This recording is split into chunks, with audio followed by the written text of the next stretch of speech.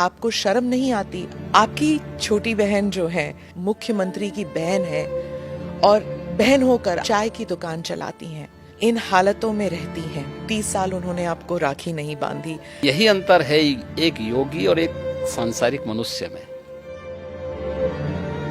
देखिए, मैं कई वर्षों के बाद गया था जी। मेरे पिताजी का जो है देहांत 2020 में हो गया था। मैं उससे पहले उनसे या अपने परिवार के लोगों से कई वर्षों से नहीं मिल पाया था। संजोग से कोरोना कालखंड प्रारंभ हो चुका था, लॉकडाउन प्रारंभ हो चुका था, तो उनके अंतिम संस्कार कार्यक्रम में मैं भाग नहीं ले पाया था। आपके पिताजी के? हाँ।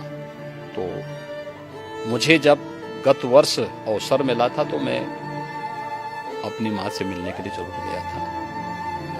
तो स्वाभाविक रूप से एक माँ और पुत्र के बीच में जो संवाद होने चाहिए वही संवाद वहाँ पे हुआ।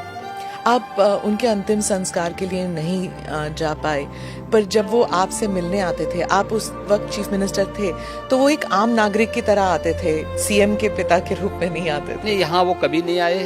वो मुझसे मिलने के लिए, मेरी एक बार उनसे मुलाकात हुई थी नजीमाबाद में, और नजीमाबाद में मैं एक चीनी मिल के उद्घाटन में गया था।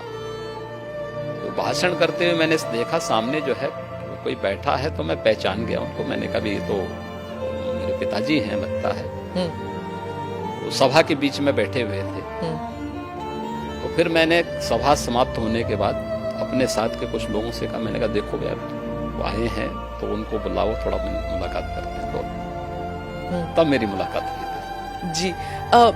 आपकी छोटी बहन जो है उन्होंने एक इंटरव्यू में कहा था कि 30 साल उन्होंने आपको राखी नहीं बांधी।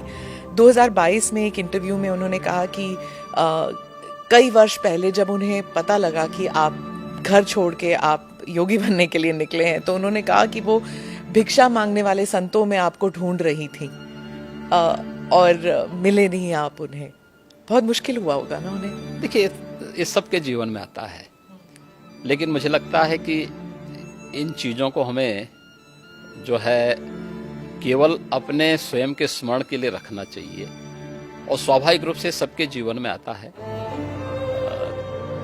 कई वर्षों के बाद जो है इस चीजें चलती रहती हैं। मुझे लगता है यही जीवन है। योगी के मुख्यमंत्री बनने के बाद कई लोग कहते थे कि आपको शर्म नहीं आती? आप मुख्यमंत्री की बहन हैं और बहन होकर आप चाय की दुकान चलाती हैं, इन हालतों में रहती हैं।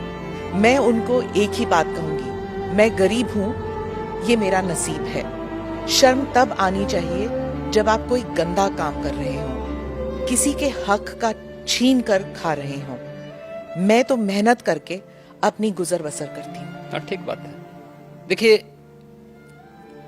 व्यक्ति को कभी भी धन और वैभव संतुष्टि नहीं दे सकती है, और मुझे लगता है कि सबसे बड़ा योगी वह है जो स्वयं की मेहनत से संतुष्ट है, स्वयं के परिश्रम से संतुष्ट है। दूसरों की मेहनत से कुछ प्राप्त करना और फिर उसको छीन लेना, ये तो डकैती है। उसके अलग अलग रूप देख सकते हैं हम समाज में, और मुझे लगता है सबसे निंदनीय कर्म यही है। और यही अंतर है एक योगी और एक सांसारिक मनुष्य में।